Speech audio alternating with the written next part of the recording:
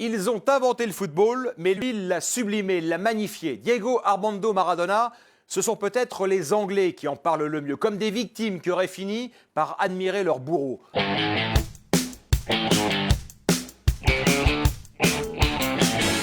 Je ne lui en voudrais jamais, avouait avec son cœur Gary Lineker dans un magnifique numéro de France Football publié fin octobre pour célébrer les 60 ans de l'idole argentin. Il n'imaginait évidemment pas devoir préciser sa pensée moins d'un mois plus tard en guise de dernier hommage.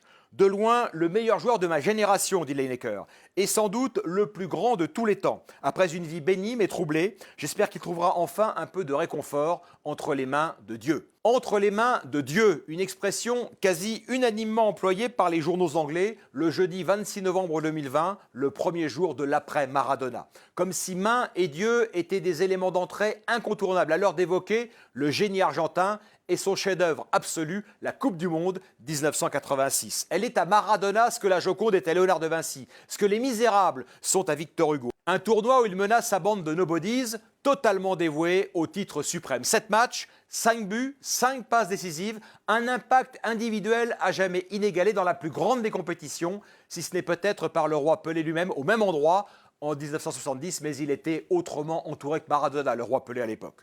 La Coupe du Monde 1986, le chef-d'œuvre absolu, le chef-d'œuvre d'une vie, avec au cœur de cette épopée le match d'une vie, le légendaire Angleterre-Argentine, joué le 22 juin 1986 à midi au Stade Aztec de Mexico devant 114 580 privilégiés. Plus qu'un match, le rendez-vous de la revanche pour la nation argentine, sortie vaincue et humiliée de la toute récente guerre des Malouines. Les relations diplomatiques entre les deux pays ne seront rétablies qu'en 1989. Nous ne pouvons nous empêcher de penser à ce conflit, déclare Maradona, avant qu'il ne répande dès les premières minutes sa grâce sur ce match, malgré les mauvais coups des Anglais et de Terry Fenwick en particulier. Fenwick, un obscur défenseur des Queen's Park Rangers, qui avouera bien des années plus tard à nos confrères de SoFoot, je cite, « Durant ce match, on lui en a mis dans le buffet comme rarement un joueur en a reçu. Et ce type est constamment revenu à l'abordage, à chaque fois plus fort, plus rapide. Il était habité, c'était son match. » Au point, à la 51e minute,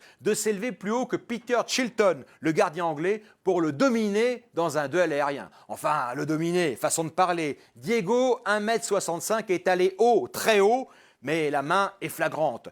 Un acte de tricherie odieux, dira le commentateur de la BBC, que seul l'arbitre, M. Benasser, et son assesseur, M. Dotchev, n'auront pas vu ou n'auront pas voulu voir. Les Anglais s'indignent, Gary Lineker en premier. Diego, lui, célèbre comme si de rien n'était. Peter Chilton dira « Ce que je n'aime pas, c'est qu'il ne s'est jamais excusé. À aucun moment, il n'a admis avoir triché. » Maradona s'en tiendra toujours à sa version d'après-match. Ce but, c'est un peu la tête de Maradona et un peu la main de Dieu. Diego Maradona vient de marquer là le but le plus controversé de l'histoire du football. 4 minutes plus tard, mi-ange, mi-démon, il marquera le but le plus somptueux de l'histoire des Coupes du Monde de football. Un slalom d'anthologie. Parti de sa moitié de terrain, il grille 5 défenseurs adverses, dont le gardien Peter Chilton. Il résiste au retour du 6e et signe le doublé. 11 secondes, 12 touches de balle, à jamais dans la légende. Je n'ai pas aimé ce but, mais je l'ai admiré, dira Bobby Robson, le sélectionneur anglais d'ailleurs, qui ajoutera plus tard, magnanime, des buts comme celui-là, on en voit le dimanche matin au parc dans des matchs de gosses. Maradona, lui, l'a fait en quart de finale de la Coupe du Monde. Toujours pour SoFoot, Terry Butcher, l'un des défenseurs éliminés sur l'action de grâce de l'Argentin, dira « Sur ce second but, il balaie tout en nous empêchant de justifier notre défaite par une quelconque injustice. Il faut être habité d'un flegme tout britannique pour témoigner d'une telle hauteur de vue. » Aujourd'hui, les Anglais préfèrent en rire, à l'image de cette une du Daily Star au lendemain de la mort de l'idole, qui disait « Mais où était donc la VAR au moment où on en avait le plus besoin ?» L'esprit anglais s'était déjà manifesté 10 ans après les faits à l'université d'Oxford lors d'une cérémonie où Diego Maradona avait été reçu en grande pompe. Les Anglais ont inventé le fair play. Diego Maradona leur laisse bien volontiers, mais il prend le reste. Tout le reste, ou presque, car la fameuse tunique bleue qu'il portait en ce jour béni du 22 juin 1986 est aujourd'hui exposée en Angleterre, à Manchester, au Musée national du football. Le legs du bourreau à ses victimes, le legs de Dieu à ses fidèles pour l'éternité.